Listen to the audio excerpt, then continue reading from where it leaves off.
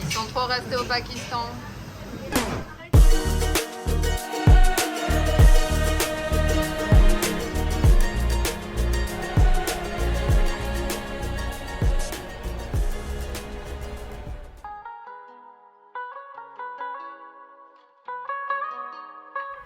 La semaine dernière, on vous avait laissé sur la route en direction du Udaipur. L'Inde, avec ses 1,45 milliard d'habitants, est le pays le plus peuplé du monde. Et parfois, se frayer un chemin avec Maui devient un vrai défi.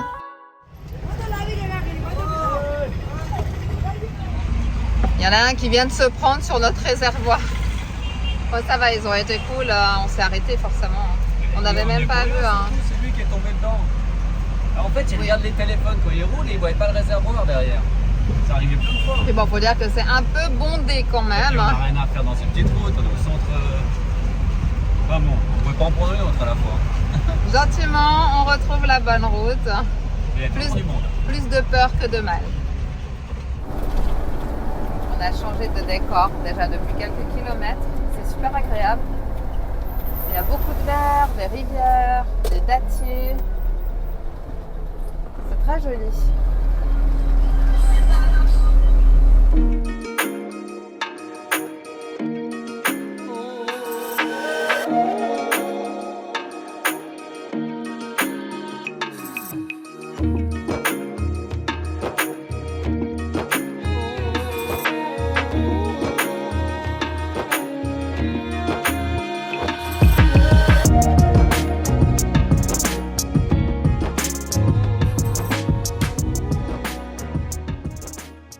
Nouvelle ville.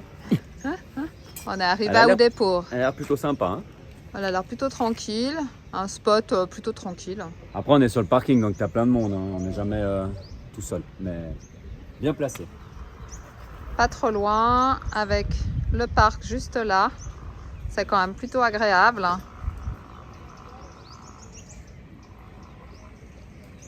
Il y a même une vache à côté, mais ça c'est pas très étonnant en Inde. Il y a un peu de vent. Hein. Donc nous on s'est mis tout au bout. Hier il y avait du monde quand on est arrivé parce que c'était dimanche, mais là on est un peu seul. Là les garçons sont en train de discuter avec les locaux parce qu'ils sont venus nous voir. Hein. Il s'est fait complètement arracher son scooter. Donc ils nous demandaient si on avait entendu quelque chose, des drifts. C'est vraiment pas cool, il est vraiment très abîmé. But normally, no? Yeah. Là, comme tu vois, il est très abîmé. Hein. Ah, yeah.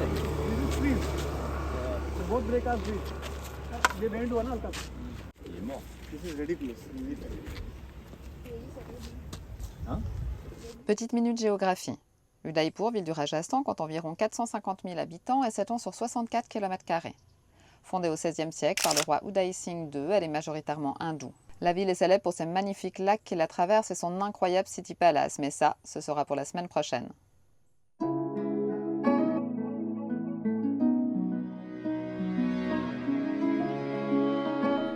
À bord de notre rickshaw, car oui, Maui a ses limites, nous partons découvrir la ville.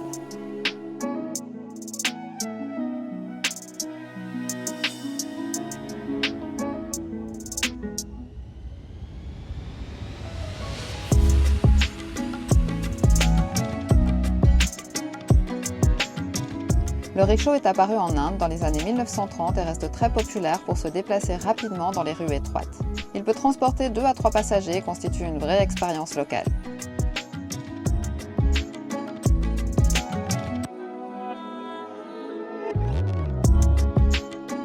Nous longeons le lac Fateh Sagar, créé au 19e siècle et entouré de collines, puis le lac Pichola, construit au 14e siècle, qui traverse la ville et offre de magnifiques vues sur les palais et les gates.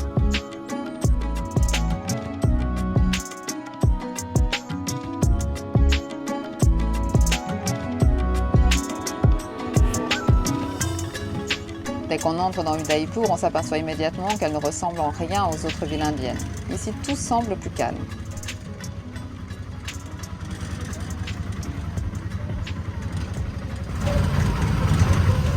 Il y a plein de petits magasins souvenirs.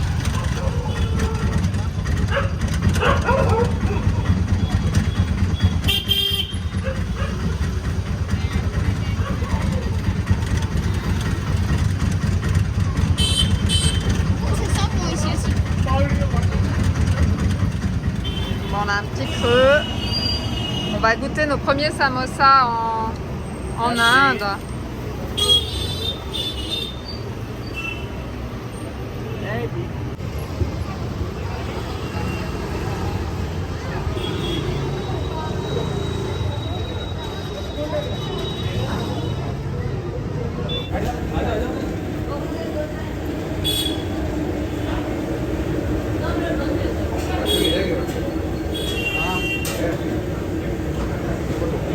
Ils sont bons? Delicious. Les samosas sont bien relevés, vraiment différents du Pakistan. Et l'autre, c'est avec des lentilles. Très bon.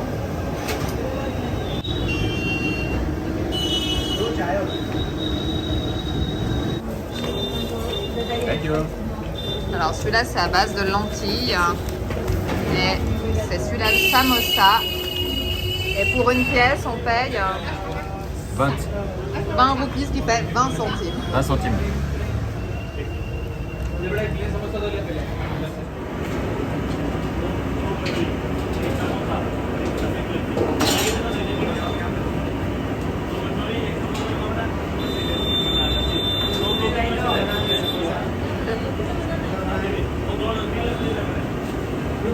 Sport olympique en Inde. Essayez de traverser la route, hein? Allez, on C'est tente. toujours un peu bruyant. Hein. Oh quoi qu'on a un bon créneau là, on y va. On est dans la vieille ville, donc on va commencer par le temple hindou qui se trouve au centre. Et puis après, on ira rejoindre les quais.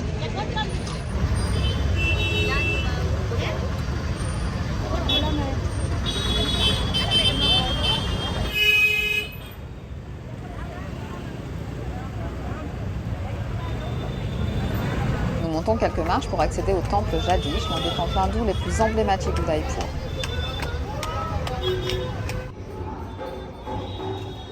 Cette structure imposante et ses sculptures finement travaillées impressionnent dès le premier regard. Construit au XVIIe siècle, il est dédié à Vishnu et attire fidèles et visiteurs grâce à sa beauté et à son atmosphère spirituelle.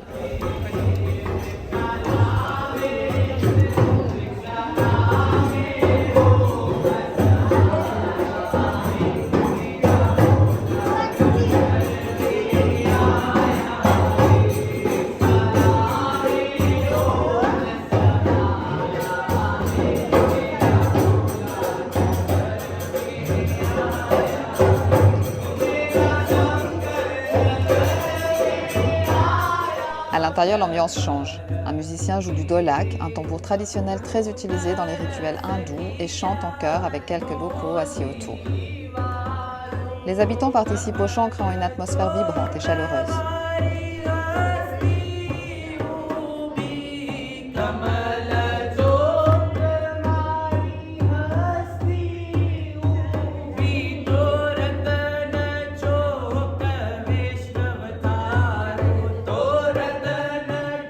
Il est de coutume de donner de l'argent et quelques offrandes aux dieux. Les fidèles tournent autour des sanctuaires et s'arrêtent pour prier devant une représentation noire de Vishnu, ornée d'une couronne et d'habits colorés, symbole de protection et de bénédiction. L'atmosphère est vibrante, chaleureuse, presque magique et nous transporte au cœur de la spiritualité indienne.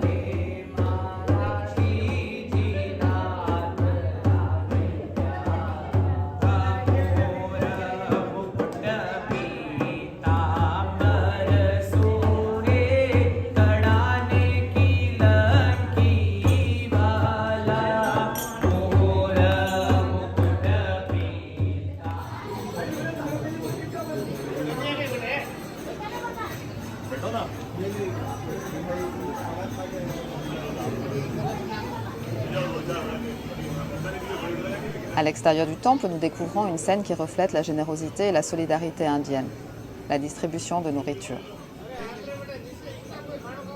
Des locaux s'activent pour préparer des plats traditionnels comme le dal, un curry de lentilles épicées, ou le chapati, ce pain rond et plat si courant dans la cuisine indienne.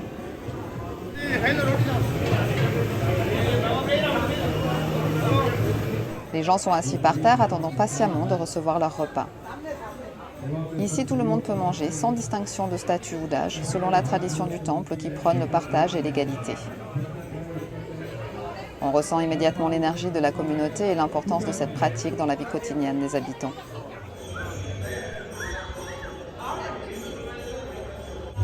On avait partagé pour le Laos et la Thaïlande, hein, pour la fabrication des temples, comment ils faisaient les moulures, donc avec des moules.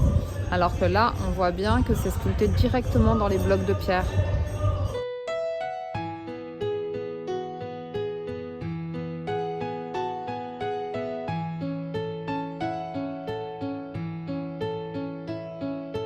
À l'extérieur du temple, les sculptures reflètent l'art et l'histoire de l'époque.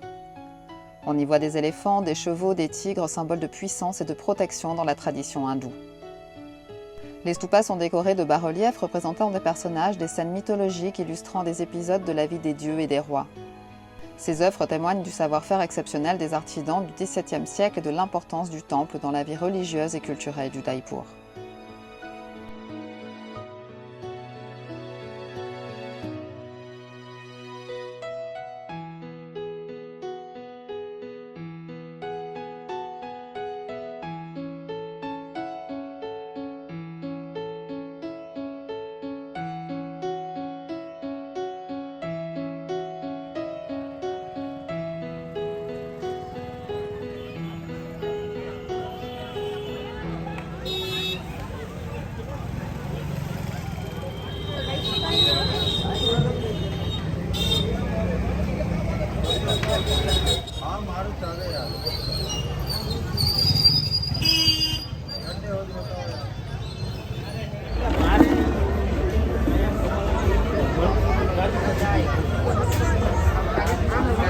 Deuxième dégustation de la journée. Des momos. Panir.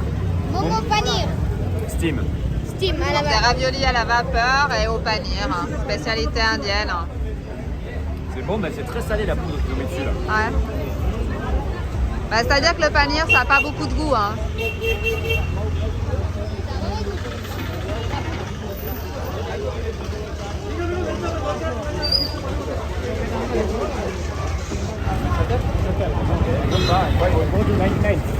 Ah yeah, nice.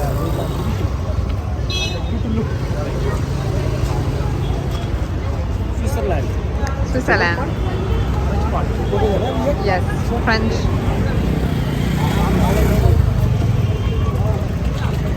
Il me dit, je viens de Neuchâtel.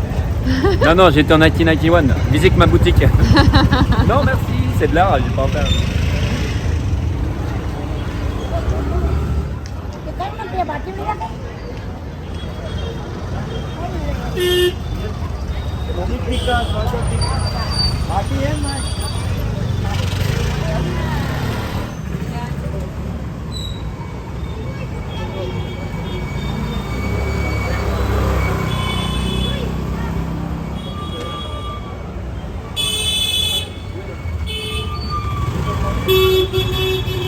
Les klaxons te dérangent, ma choupinette? Pas encore, ça fait pas assez longtemps. On en reparle dans quelques heures. Tu sais qu'on voit bien que c'est touristique. Que c'est touristique, oui, il y a beaucoup de shops. Il y a également, comme à Pushkar, quelques étrangers quand même. Mais ça va, c'est une ville qui est agréable. Hein.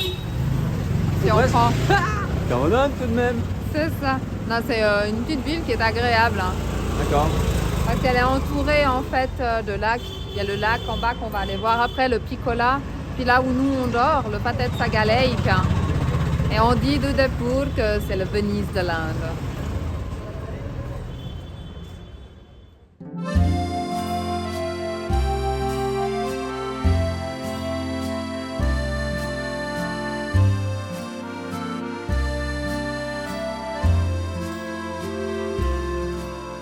Udaipur est surnommée la Venise de l'Inde et ce n'est pas un hasard.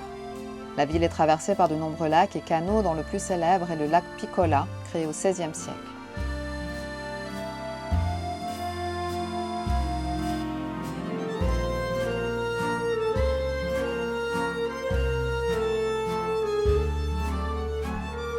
Ces étendues d'eau reflètent les palais, temples et gates qui bordent les rives, donnant à la ville un charme unique et romantique. Le City Palace majestueux se dresse au bord du lac, tandis que de petites îles, comme le Jacques Niwa, abritent des bâtiments historiques ou des hôtels.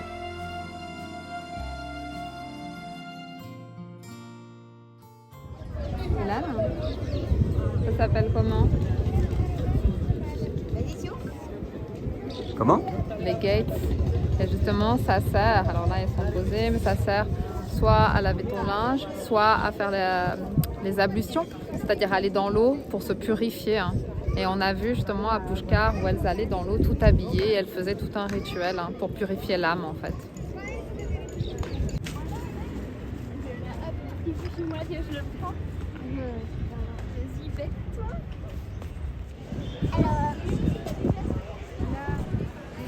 Nous quittons le centre-ville en empruntant un autre pont et profitons de cette tranquillité qui contraste avec l'animation du cœur d'Udaipur. Après une journée riche en découvertes, nous reprenons doucement la route, direction le retour, avec encore plein d'images et de souvenirs en tête.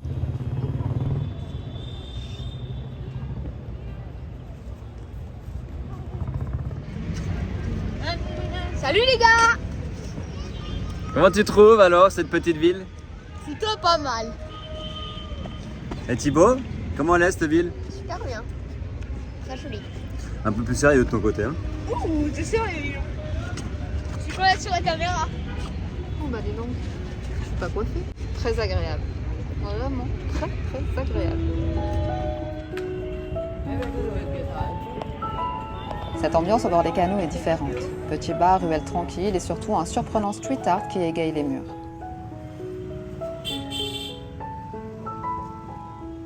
À Udaipur, les façades se transforment peu à peu en véritables galeries urbaines. D'anciennes peintures murales traditionnelles représentant scènes mythologiques ou motifs de la vie locale ont longtemps décoré les maisons. Aujourd'hui, des artistes venus d'Inde et d'ailleurs revisitent ces espaces publics avec des couleurs vives et des thèmes plus modernes tout en respectant l'héritage visuel de la ville.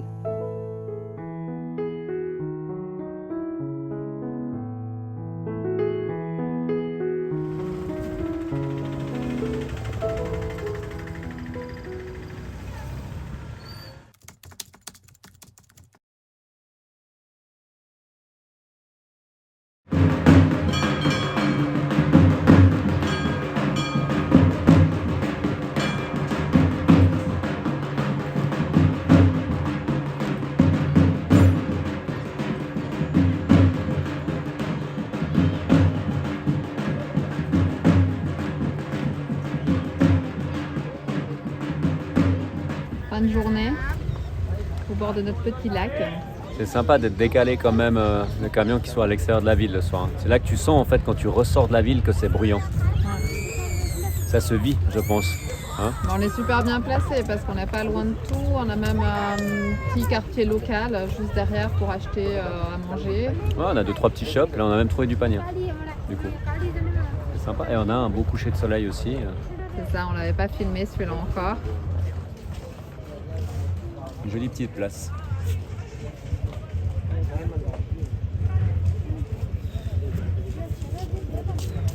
Et les nappes phréatiques et tout, je fais pas totalement confiance, donc je me dis c'est pas plus mal de payer, pas grand chose, mais de payer.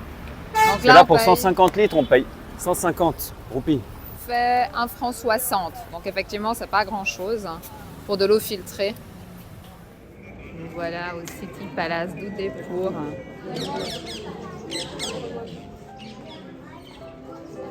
Cette vidéo touche à sa fin et nous espérons que tu l'as appréciée. Si c'est le cas, n'oublie pas de liker, de t'abonner et de laisser un commentaire, ça nous aide beaucoup. La semaine prochaine, après la visite du City Palace, nous reprendrons la direction d'une ville autrefois colonisée par les Portugais, mais nous ne t'en dirons pas plus. En attendant, nous te souhaitons une belle semaine et on se retrouve samedi prochain.